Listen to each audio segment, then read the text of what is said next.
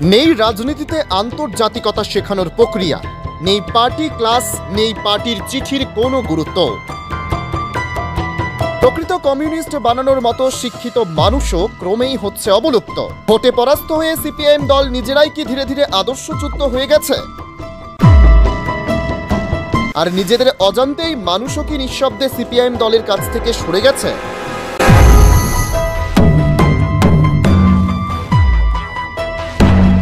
একের পর এক নির্বাচনে হেরে সিপিআইএম দল কি অস্তিত্বের সংকটে ভুগতে শুরু করেছে?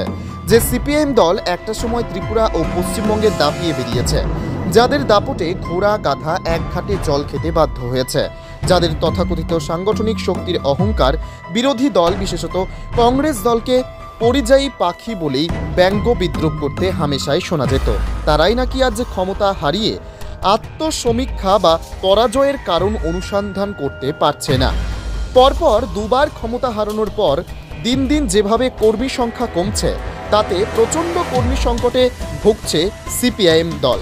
সবচেয়ে মজার ব্যাপার হলো, যারা পার্টির সদস্য ছিলেন ক্ষমতায় থাকাকালীন পার্টি থেকে চোদ্য লেহ পেহ চুষে খেয়ে রাজসুখ ভোগ করে দিন যাপন করেছেন, তারাও পার্টির সভ্য পদ নবীকরণ করছেন না। পার্টির প্রবীণ নেতাকর্মীদের বক্তব্য, সিপিআইএম দল আদর্শচ্যুত এবং লক্ষ্যচ্যুত হয়েছে।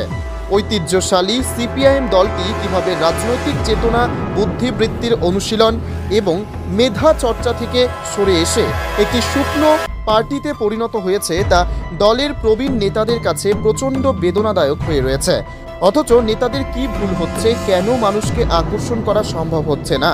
কেন মানুষ পার্টি থেকে ক্রমশ দূরে সরে যাচ্ছে? নতুন সভ্য পদ নবীকরণ করা হচ্ছে না কেন? মানুষ কেন বারবার সিপিআইএম দলকে প্রত্যাখ্যান করছে? প্রভৃতি বিষয়গুলো নিয়ে আত্মসমীক্ষা করার যে প্রয়োজনীয়তা রয়েছে, তা সিপিআইএম নেতাদের আচার আচরণ, চলন বলন দেখে মনে হয় না।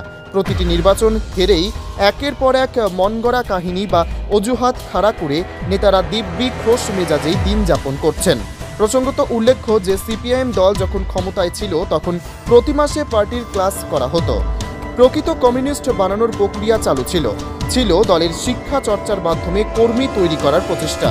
কিন্তু এখন সবটাই যেন ইতিহাস। যে সিপিআইএম দল একটা সময় উদ্বাস্তু থেকে শ্রমিক, গরিব থেকে কৃষকদের পাশে দাঁড়িয়ে পশ্চিমবঙ্গ ও ত্রিপুরাবাসীর সমর্থন পেয়ে অবাধে রাজত্ব করেছিল, সেই সিপিআইএম দল আজ ভোটে পরাস্ত হয়ে যেন আদর্শ থেকে বিচ্যুত হয়ে গেছে। অন্য কোনো দল সিপিআইএমকে পরাস্ত করেনি।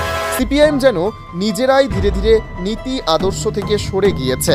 আর ঠিক সেভাবেই সাধারণ মানুষের যেন সিপিআইএমের অজান্তেই দলের কাছ থেকে নিঃশব্দে সরে গেছে। বিগত এক দশকেরও বেশি সময়কাল যাবৎ লাগাতার পরাজয়ের ফলে সিপিআইএম দল নিজেরাই যেন নিজেদের হারিয়ে ফেলেছে। বিগত বছরগুলিতে শুধুমাত্র ভোট ব্যাংকের রাজনীতি করতে করতে সিপিআইএম দল যেন নিজেদের উচ্চ চেতনার রাজনীতি, নিজেদের আদর্শ, নেতৃত্বের ভাষা, রাজনৈতিক শিক্ষা প্রভৃতি সবকিছুকে হারিয়ে ফেলেছে। যে মার্ক্সবাদী দলের আদর্শ ছিল দরিদ্র, অশিক্ষা, শোষণ, পুঁজিবাদের বিরুদ্ধে লড়াই করা, আজ সেই মার্ক্সবাদী দলের নেতারা যেন নিজেরাই ভোগবাদে আসক্ত হয়ে দলকে খাদের কিনারায় এসে দাঁড় করিয়ে দিয়েছেন।